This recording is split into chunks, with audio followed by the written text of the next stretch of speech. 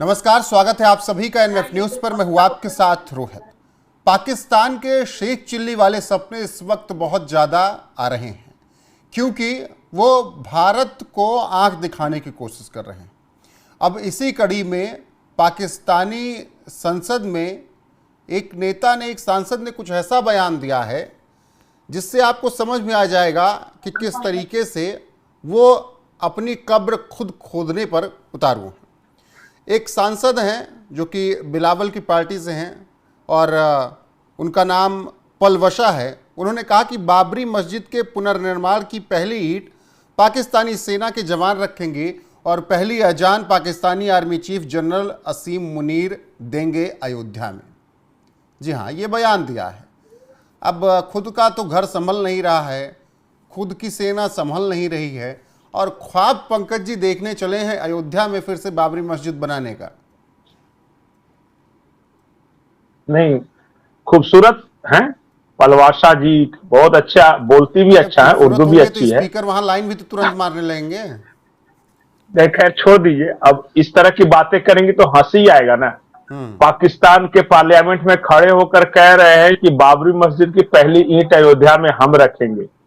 एक दूसरे शेख चिल्ली हैं, वो कह रहे हैं कि इस्लामी पताका लाल किले पर लहराएगा। अब इसमें हंसी नहीं आएगी तो क्या करेंगे। उनका आर्मी चीफ गायब है और ये इस तरह की बातें कर रहे हैं। कम से कम पूछ तो लेते जो जिम्मेदार लोग हैं कि भैया हम बोल रहे हैं, कुछ ज्यादा तो नहीं हो गया ना कि या जो बोल रहा है बोल दिए। एक इनके पहले एक मंत्री थे, नाम था चौधरी फवाद चौधरी नाम था उनका। उन्होंने कहा कि 100 किलो के हमने न्यूक्लियर बम बना रखे हैं। बाद में किसी ने समझाया कि बेटा वो आलू बम नहीं है, वो न्यूक्लियर बम है, 100 किलो का नहीं बनता। तो फिर बोले ऐसा होता है क्या। अब इनको क्या पता।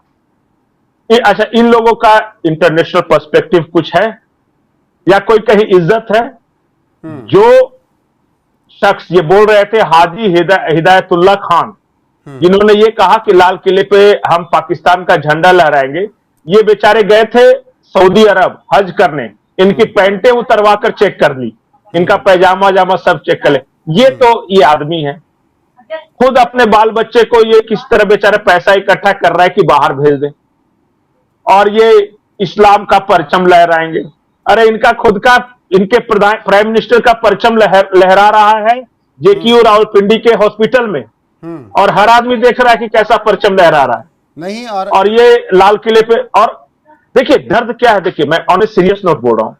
पाकिस्तान जो है ना, सीरियस नोट पे आए उससे पहले परचम बिलावल की पार्टी से हैं, तो इनके नेता परचम राष्ट्रपति भवन में भी 2012 में लहरा रहे थे हिना रब्बानी खार के साथ।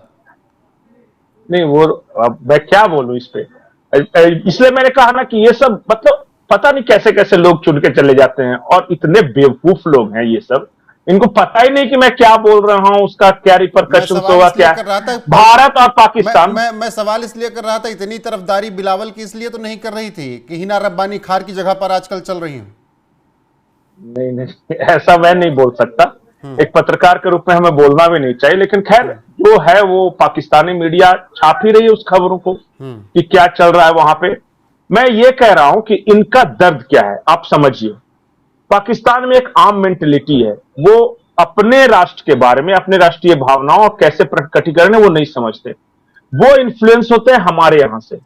अब भारत और पाकिस्तान में जो भी है समस्या है, वो पहलगांव को लेकर है या दूसरे इश्यूज हैं, पर ये इनका दर्द क्या है पता है, लक्ष्य क्या है कि राम जन्मभूमि अयोध्या में कैसे बन गया। बाबरी मस्जिद की ईंट पाकिस्तान फौज रखेगी, तो अजान देंगे असीम मुनीर। एक दूसरे नेता को मैं सुन रहा था, वो कह रहे थे कि जो भारत के मुसलमान हैं वो हमारा साथ दे देंगे, जैसे ही युद्ध होगा तो 22 करोड़ हमारी फौज उस तरफ भी है और बाकी हम 20 करोड़ इस तरफ भी है। तो ऐसे इनकी जहनियत है। वो इनको ये नहीं समझ में आ रहा है कि आज कोई भी मुस्लिम मवालिक, कोई भी मुस्लिम देश इनके साथ नहीं खड़ा है। क्यों नहीं खड़ा है इनको खुद ही नहीं समझ में आ रहा है। इनके साथ खड़े हैं चाइनीज, और इनको लग रहा है कि भारत के मुसलमान साथ दे देंगे या इंडोनेशिया के दे देंगे। अब ये इस जहनियत को कैसे निकाला जाए, जो इनको क्या लगता है कि हम सिर्फ मुसलमान हैं और हम कुछ भी बेवकूफी वाला काम करते रहें, कर्ज खाते रहें, गधे बेचते रहें और सारे मुसलमान मेरा साथ देंगे सिर्फ इसलिए कि हम मुसलमान हैं। अरे भाई, दुनिया की डिप्लोमेसी ऐसे नहीं चलती। दुनिया में हर देश का अपना इंटरेस्ट होता है, अपने दोस्त होते हैं, अपनी जरूरतें होती है, उसके अनुसार वो रिश्ते बनाता है या रिश्ते बिगाड़ता है। अच्छा बताइए, सऊदी अरब जैसा देश जिसको ये अपने यहां की आर्मी, रेगुलर आर्मी सप्लाई करते थे, आज इनके साथ नहीं है, क्योंकि इंटरेस्ट नहीं मैच कर रहा है। इंटरेस्ट क्या था कि इनका काम था सिर्फ जाके सऊदी अरब में भीख मांगना, हज उमरा के नाम पे चले जाना और वहीं रह जाना, और फिर पिक पॉकेटिंग का नाम, पॉकेटमारी करना, भीख मांगना। पाकिस्तान का रिश्ता यही था सऊदी अरब से, और बदले में ये अपने सैनिक भेजते थे। उसने समझ लिया सऊदी अरब में कि ये हमारे काम का नहीं है। कतर जैसे देश, वो इनको महत्व नहीं देते। अभी चिट्ठी लिखी थी कतर के प्रेसिडेंट, ये सारे मुस्लिम देश हैं, लेकिन इन बेवकूफों को कौन समझाए कि दुनिया में इस्लामिक कंट्री नाम का कुछ ऐसा नहीं होता है। आज अगर, अच्छा बताइए, हमास के खिलाफ इजराइल लड़ रहा था और पाकिस्तान वाले प्रोजेक्ट करते कि हमास मतलब मुसलमान, इजराइल मतलब यहूदी। अब बताइए, मिस्र ने कुछ किया, पड़ोसी देश है इजराइल का, या जॉर्डन ने कुछ किया, या सऊदी अरब ने कुछ किया, या ये कुवैत ने, ये कतर ने कुछ किया? नहीं करेंगे। हर देश अपने आप में आइडेंटिटी है और उसकी एक अपनी पहचान है, वो अपने इंटरेस्ट के अनुसार काम करता है। अब इनको है कि बाबरी मस्जिद बनाना है यहां पे भारत में, इसका क्या उपाय कीजिएगा? और बेवकूफी का कोई लिमिट तो, कोर्स तो होता नहीं है कि 5वीं 6ठी दर्जे के बाद खत्म हो जाए। तो इन्होंने तो ग्रेजुएशन करके रखा है। भी होता होगा तो उसकी भी हद पार कर दी है पलवशा ने। नहीं, जब बोल रही थी तो आपने शायद वहां उस तस्वीर में देखा नहीं, स्पीकर जो थे संसद के, वो हंस रहे थे, वो मुस्कुरा रहे थे। वो तो चाह रहे होंगे कि आंखों में आंखें डालकर बोले ना।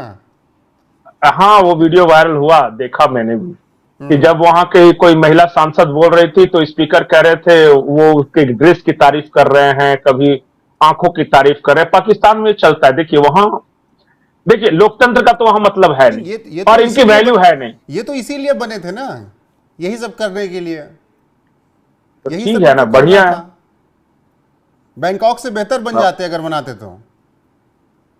नहीं, मैं ये नहीं, अब क्या बोलूं, मुझे, मेरे पास शब्द नहीं मिलते, लेकिन ये बेवकूफी बड़ी बातें हैं। और जो भी सीरियस पॉलिटिशियन है पाकिस्तान का, इन्होंने सास बहू का झगड़ा समझ लिया है, अपने यहाँ की लड़ाई समझ लिया कि बस जैसे कुछ भी बोल देना है। एक ने कहा था पाकिस्तान में कि हर घर में एक एक आदमी निकलेगा हैंड ग्रेनेड लेके और बाहर से पटक देगा। अरे बेवकूफों, वो लाहौर से निकलेगा और बॉर्डर क्रॉस नहीं कर सकेगा, कहीं मारा जाएगा रेगिस्तान में। इस हद तक बेवकूफ, मतलब कि एक रॉ कंट्री नहीं होता है जो हम कबीले टाइप के लोग हैं, उस तरह का एक शब्द अक्सर वो इस्तेमाल करते हैं पाकिस्तान के किसी भी नेता का और किसी भी आर्मी का। जब भारत के खिलाफ कुछ डेरोगेटरी कहना होगा ना, तो देखिएगा बनिया शब्द का इस्तेमाल करेगा कि भारत बनिया है और हम जंगजू कौम है, हम जज्बे वाली कौम है। ये वहां के हर घर के हर पुरुष के माइंड में ये है। महिलाओं के बारे में तो मुझे नहीं पता, लेकिन हर पुरुष ये सोचता है कि वो बहुत बहादुर है और वो लड़ने के लिए पैदा हुआ है। और जो हिंदू होते हैं ना, वो बनिया होते हैं, वो बिजनेसमैन कम्युनिटी होते हैं, वो हमारे सामने टिक नहीं पाएंगे। और इसी सोच के कारण ये सब बेवकूफाना हरकतें करते रहते हैं। जिस दिन इसको डिकोड करना शुरू कीजिएगा ना, को क्यों करते हैं, क्या समझते हैं। लाहौर में कभी जो हिंदू था वो बिजनेसमैन कम्युनिटी थे वास्तव में, तो उनके जहन में वही है कि इसी तरह का होगा। और इस चक्कर में 3-4 बार ये लात खा चुके हैं। इसी चक्कर में 65 में ये भिड़ गए कि हम तो जंगजू हैं और बनिए हैं, तो वहां हर आया। उसके बाद 71 में आए तो पता चला कि बांग्लादेश अलग हो गया, बंटवारा हो गया, टूट गया देश इनका। करगिल में यही समझ के आए और आज भी इनकी जहनियत में यही है। इनको क्या लगता है कि ये बड़े बहादुर हैं और जंग लड़ना बस इनका खानदानी पेशा है। और जो भारत के जो लोग हैं ना, उसके लिए ये बनिया शब्द इस्तेमाल करते, वो तो बिजनेसमैन के लोग, बिजनेस लोग हैं, वो तो फिल्में बनाते, बड़े सॉफ्ट लोग हैं जी, मासूम हैं, तो उनको तो हम अकेले ही रौंद जाएंगे, 2-4 को तो खा जाएंगे। और इस सोच के चलते इस तरह की बातें निकलती है कि असीम मुनीर अजान देंगे अयोध्या में तो ईंट डाल देंगे, तो लाल किला ये फतह कर लेंगे। कोई बेवकूफ बांग्लादेश से बोल रहा था 10 करोड़ हाथ है तो गजबा हिंद करने, ये सब चलता रहेगा। चारों तरफ से लात खा रहे हैं, कभी ईरान मार रहा है, कभी अफगानिस्तान पीट रहा है।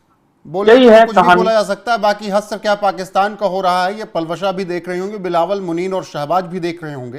पहले अपनी गिरेबान बचाएं, पहले अपने खाने पीने का जुगाड़ करें और फिर अयोध्या पर नजर डालने की कोशिश करें। जी हाँ पंकज जी। इनका प्रधानमंत्री पिछवाड़े से खून निकल रहा है उसके, बिना युद्ध का ऐलान हुए ही, और ये खूबसूरत महिला बोल रही है, भारत वाले को गुस्सा भी नहीं आ रहा होगा, बोली कि नहीं तुम बोल क्या रही हो इससे मतलब नहीं, लेकिन तुम बोलती रहो, अच्छा लगता है सुनने में। जी बिल्कुल जी। पंकज जी। फिलहाल पलवशा जो कुछ भी कह रही हैं, जो कि सांसद हैं, उस पर आपकी राय क्या है? राम मंदिर का सपना देख रही हैं, मुनीर को अजान देने की बात कह रही हैं, पहली ईंट कह रही हैं कि रखेंगे वो। बताइएगा, जरूर बने रहेगा हमारे साथ, हर एक अपडेट यहाँ मिलती रहेगी आपको। नमस्कार।